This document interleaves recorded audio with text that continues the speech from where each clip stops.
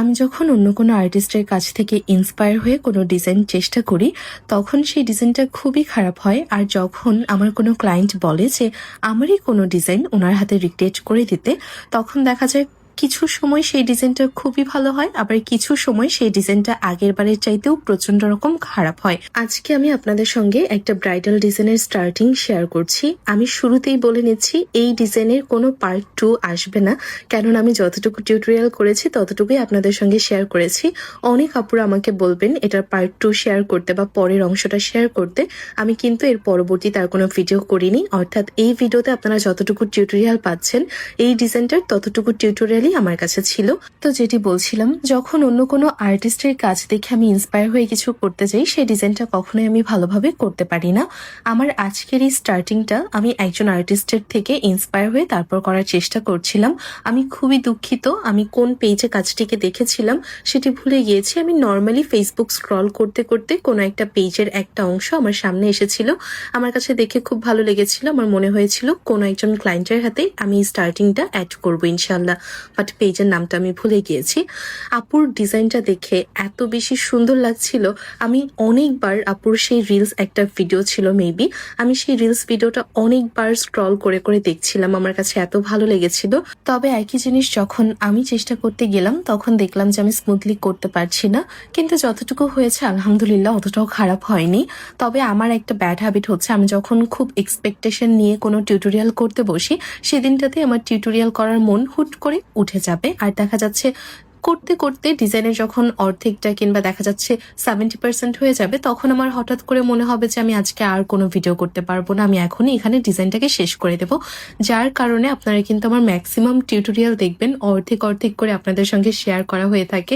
তারপর ইনবক্সে, কমেন্টে অনেক আপু পরের পার্টটা চান, কিন্তু আমি সেটা আর আপনাদের সঙ্গে শেয়ার করতে পারি না।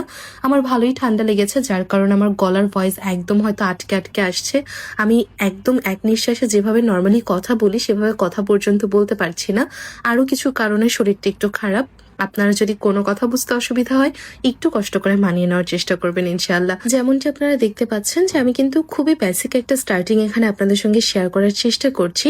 ফ্লোরাল যে প্যাটার্নটা হয় সেই প্যাটার্নটার সঙ্গে কিন্তু এই টাইপ ব্রাইডাল স্টার্টিং খুবই সুন্দর লাগে দেখতে।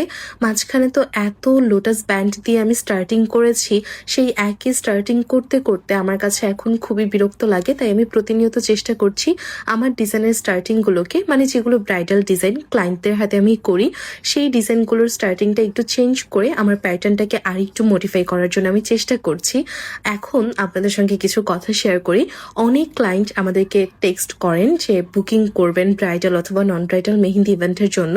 এরপর যখন আমরা আমাদের প্রাইস লিস্ট আপনাদের সঙ্গে শেয়ার করি, তখন আপনারা বলেন যে এত কেন প্রাইস, অন্য পেজে তো অনেক কম টাকায় সার্ভিস দিচ্ছে, আপনারা কেন একটু মেহেন্দি দেওয়ার জন্য এত টাকা চার্জ করছেন।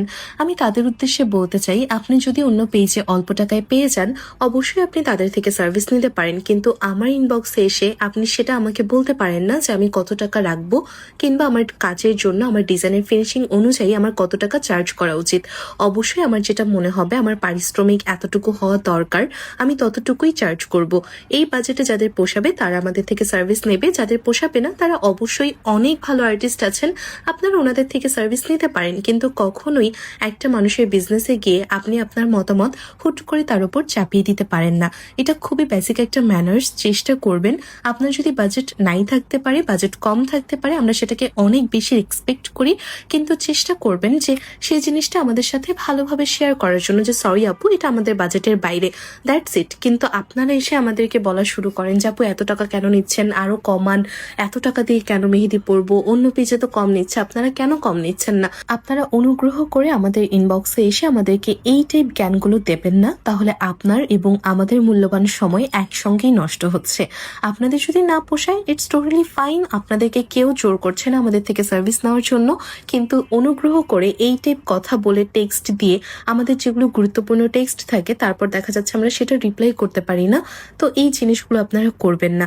আমরা প্রত্যেকের বাজেটকে সম্মান করি, প্রত্যেকের ইচ্ছাকে সম্মান করি, তাই আপনারাও চেষ্টা করবেন সেই সম্মানটুকু যাতে আপনাদের প্রতি আমাদের বজায় থাকে, সেভাবে আমাদের সঙ্গে বিহেভ করার জন্য। আর আরেকটা কথা বলি, যারা খুব খুবই অল্প টাকায়, যেমন 1200 টাকায় কিংবা 2000 টাকাতেও নাকি অনেকে এলবো পর্যন্ত মেহেন্দি দিচ্ছে। আপনি ওনাদের কাজের সঙ্গে আমাদের কাজকে কম্পেয়ার করবেন। তারপর যদি আপনার মনে হয় যে আপনার 2000 টাকার কাজের ফিনিশিংটা দেখতে ভালো লাগছে, ওকে, ঠিক আছে। আমি এটা কোনো আর্টিস্টকে ছোট করে বলছি না, কিন্তু যারা কম্পেয়ার করেন তাদের বোঝানোর সুবিধার্থে বলছি যে আপনারা কাজকেও কম্পেয়ার করবেন, শুধুমাত্র বাজেটকে কম্পেয়ার করবেন না। আর আপনারা যারা নতুন আর্টিস্ট আছেন, আপনারা অনুগ্রহ করে ক্লায়েন্ট ধরার কিংবা ক্লায়েন্ট বেসড তৈরি করার জন্য অল্প টাকায় শুরু থেকে সার্ভিস দেবেন না। তাহলে দেখা যাচ্ছে একটা পর্যায়ে যখন আপনার কাজ ভালো হবে, তখন আপনার সেই আগের ক্লায়েন্টই কিন্তু আপনার থেকে আর মেহেন্দি পড়তে চাইবে না, কেননা বলবে হুট করে আপনি কেন প্রাইস বাড়িয়েছেন। তাই চেষ্টা করবেন শুরু থেকেই নিজের স্ট্যান্ডার্ড যতটুকু সম্ভব হাই রাখা যায়। অল্প কাজ করুন, তবে সম্মানের সাথে করুন।